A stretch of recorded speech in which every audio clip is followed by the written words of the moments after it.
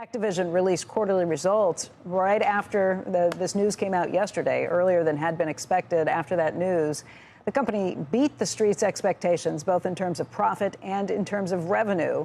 Joining us right now, first on Squawk Box to talk about all of this is Activision Blizzard CEO Bobby Kotick. And Bobby, thank you for being here today. Welcome. Thanks for having me.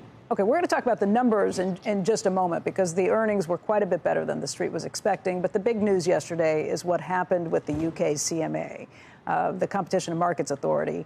That is what a lot of people assumed was kind of an entity that could not be overruled, could not be appealed to. There is an appeal process, but it's kind of convoluted. You're appealing to the same people who just said no to the deal. How does this work? Lay this out. Walk us through this, because yesterday Francis D'Souza was here. He's the CEO of Illumina, and he said even though he's fighting regulators both here and over in Europe, he said he wouldn't take on the CMA on another deal they saw because they didn't think it was beatable or that you could appeal it.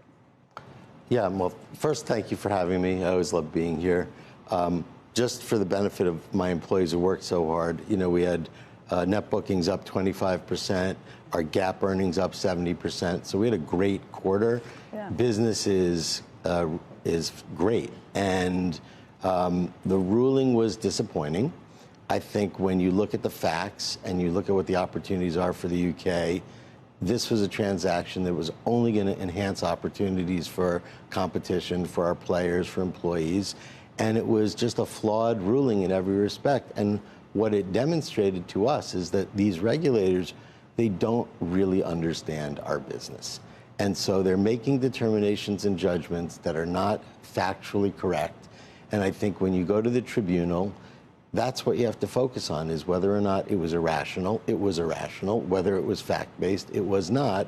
And I think while Francis might not think that that's the place to appeal, it was such a... I should say for him, not for you. Right. He was referring to. I will it's the only place to appeal, actually, realistically. It was so flawed in every way that it actually is going to create a lessening of competition, which is the opposite of what their mission is. And so we think the appeals tribunal will see that and rule in our favor. How does it work? And have there been people who have been successful at this in the past? Yeah, last year there was a firm, I think it's called FNZ, that appealed. They won. The CMA then had to go back and accept their remedies. And so, you know, there's a process. I think we didn't expect to have to use it, but I think that we'll be successful in that result. Microsoft has kind of alluded to this, too, that they are looking for ways to kind of massage the regulatory, to make some other offerings, to come up with it. And I think the CME had kind of hinted at the idea that maybe if Call of Duty was spun off, that might be something that made them feel better about things. Is that a realistic expectation? Is that something that there is the possibility for?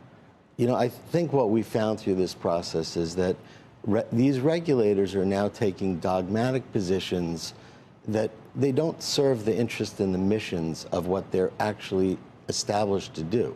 So you can't say, oh, we only are going to accept structural remedies, but not behavioral remedies. It makes no sense. That isn't actually consistent with their historic missions. And so in this case, you know, divesting something like Call of Duty, it's not practical. And they actually didn't really suggest that. Can we just talk about sort of the timing of this? So UBS put out a report yesterday saying that they had looked at how transactions that are under appeal work under this regime. The average period of time was 5.5 months before you'd get to a conclusion. They, by the way, unfortunately seem to think that the conclusion would not be a positive one in your case, and looked at a number of the other big deals that were effectively rejected. That timing takes you past the drop dead for your transaction with Microsoft, in which case I imagine there would have to be some kind of tolling agreement or something that Microsoft, or that you would have to agree to with Microsoft. Does Microsoft pay for that privilege? How does that work? What's going on behind the scenes around how this would happen? I can't speak to what UBS had to say about the transaction or why they came to that conclusion. I think we and Microsoft and our barristers, who are exceptionally experienced at judicial review, think that there's a way to accelerate the process, and that the conclusions were so flawed that we should be able to get an accelerated result. And but that would have to happen in the next 2 months, basically, 2.5, 3 months, right? Well, I can't tell you what the timing would be yet because we haven't filed our appeals briefing, but we'll get a lot more detail over the course of the next week and really better understand what the timing will be.